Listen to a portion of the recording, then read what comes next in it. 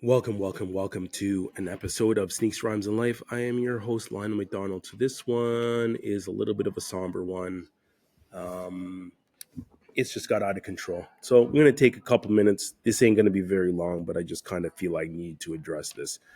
What is going on in the sneaker community is absolutely out of hand.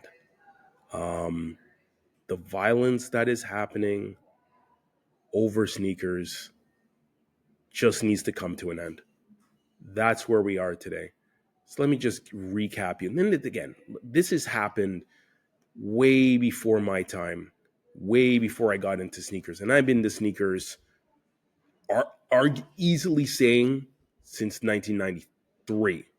I would call the birth of my sneaker collection the original Diamond Turf from 1993. That's where I think I will say that I officially had an interest in sneakers. Deion Sanders got me interested. That's my sneaker. I was wearing TWs. I was wearing, brothers were wearing black tops and Ewing. So we knew what sneakers were about. But I would tell you, like, it was totally ingrained with those Diamond Turfs. I had an eye for them. I was interested in them. But the violence that has happened, go back to New York when they released these pigeon dongs.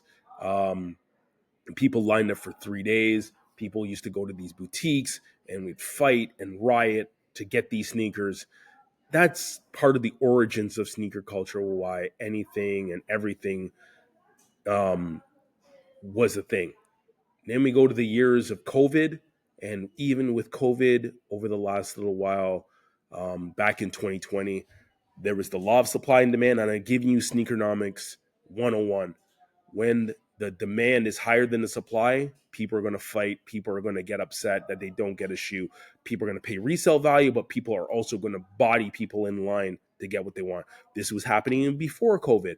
When you have marquee stores that have marquee product and there's lots of tier zero stuff, like that used to be at 306 Young, like that's at the Jordan store in LA, like the old one in Chicago, et cetera, et cetera, et cetera. People are going to get upset about sneakers and not being able to get. So people are going to run up on the lines. People are going to line up overnight. People are going to run up on the lines that have weapons and body people. But what has happened in the last little while is an absolutely crazy. So I'll give you example number one. We've had a trailer, a train on the way from the Orient, and then in his travels to trying to get to North America by brick, Jordan 4s that were for Nigel Sylvester. Tens of thousands of these got stolen because they stuck up a train. Madness. Then we have multiple launches this year. We had Black Hat 4s. We had our Black Hat 3, excuse me. We had Metallic 5s, which is maybe the best launch of the entire year. Flu games, and then most recently, and to my surprise, the cool gray Jordan 9s. People have fought, rioted, done a whole bunch of things in the streets about these shoes. Just read this morning that another train got stuck up and they stole Black Hat 4s that were on their way for production or in just finished production of the first batch that were going to probably go on Nike as a shock drop. Train got robbed. They got all the pairs of those, or a good chunk of them anyways. Then we have the unfortunate thing where someone attacked an employee, not going to name the name of the retailer, attacked an employee over a sneaker launch.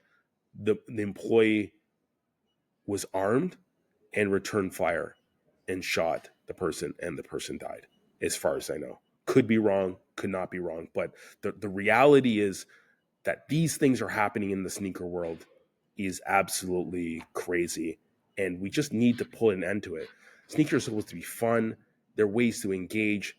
It's part of our community.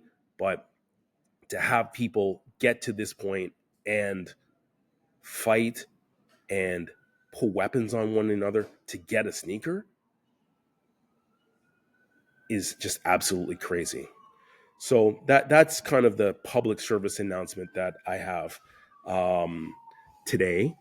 But I also would like to have a special guest join us today because we also have some other somber news, as today is the last episode in the studio 185. So Beside me is Chantel. Chantel has been the one that's been helping to coordinate and help me put some of these episodes together and book the time. But today is the last day. This is the last session. We were literally at the last minute before we have to shut down for good. But Chantel wanted to bring you on and say thank you very much.